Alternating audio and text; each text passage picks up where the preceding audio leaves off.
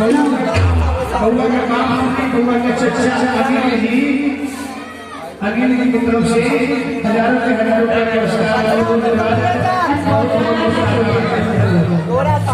और देखिए बउआ के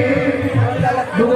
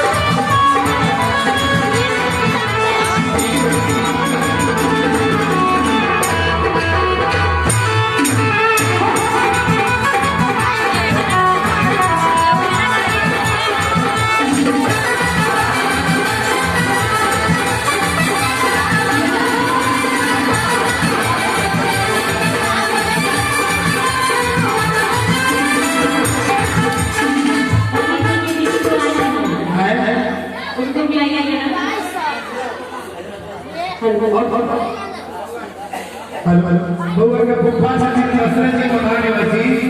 उनका तरफ से जी बहुत रुपया दे हैं।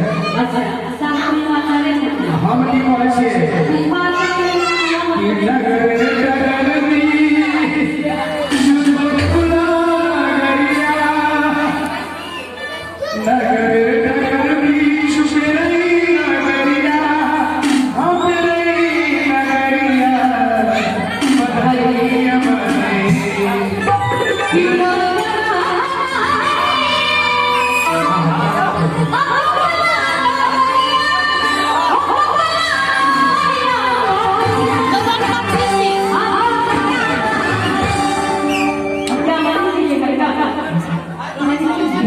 क्या छोटे ये ना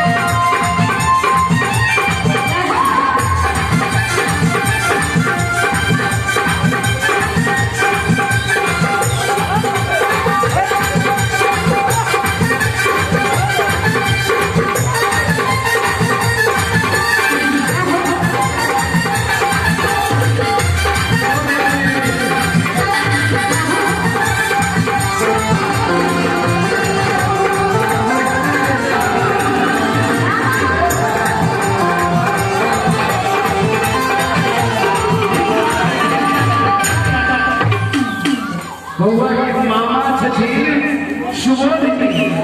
सुबोधजी आका बहुत छथिन के ना जेना में है खाता रसगुल्ला ये क्या करने पहले तनिका में के बात है कितना देखला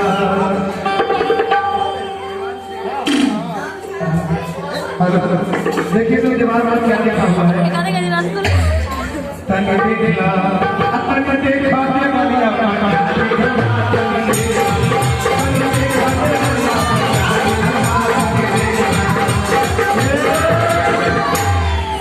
सुबोधी अतबार लिखवा अतबार लिखवा अतबार लिखवा अतबार लिखवा अतबार लिखवा अरे बच्चे के कौन एक छोड़ दिए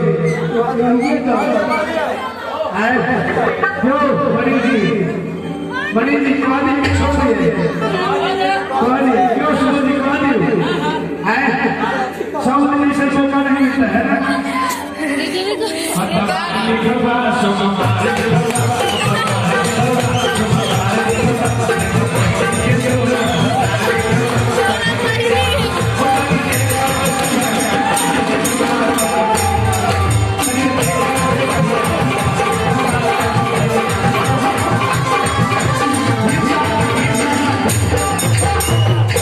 और क्यों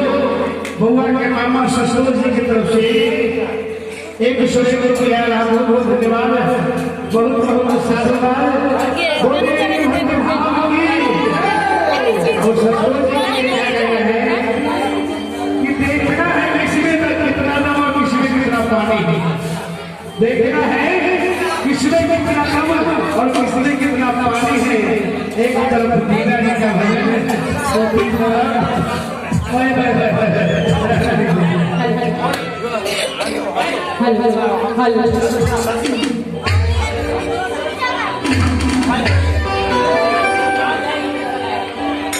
और ये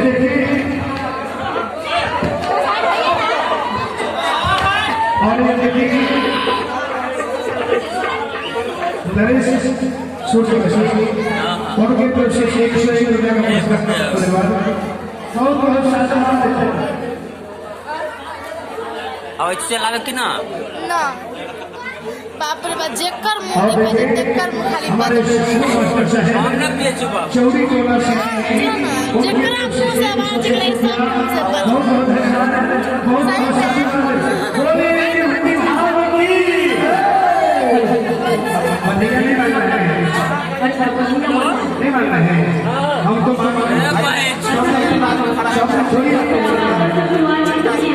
बोला लेंगे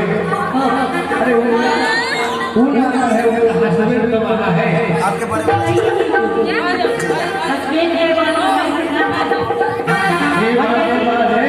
अरे ये बात है मनीषी 101 रुपया दिल्ली खनू दे छियै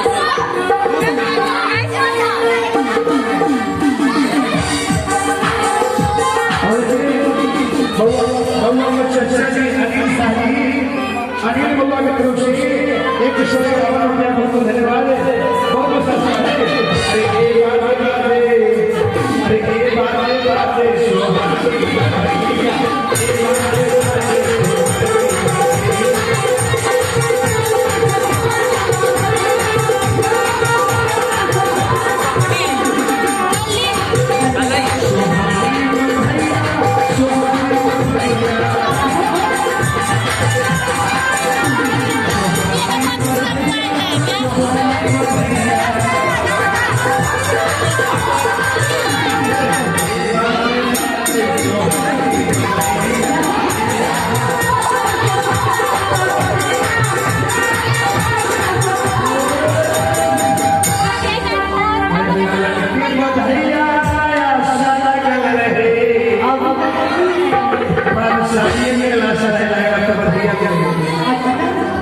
अरे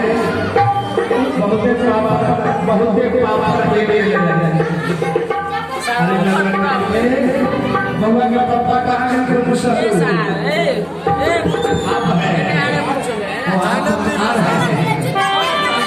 दारू पी ले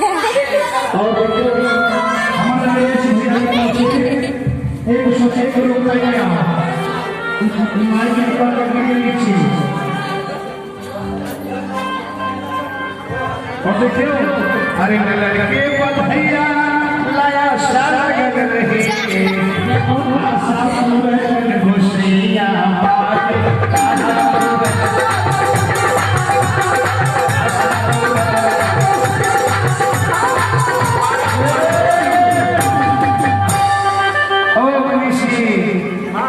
बउआ के बधैया आशा कर रहे अकेले ना हम दोनों भाई भाई आशा लगाएगा है ना। अरे आशा पूरा खुशियां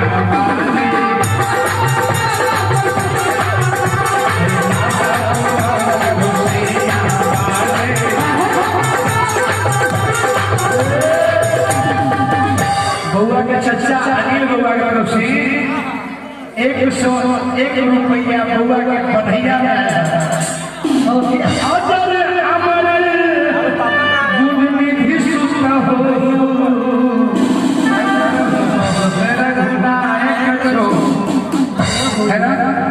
चलो ठीक है अब हम हजाम नहीं है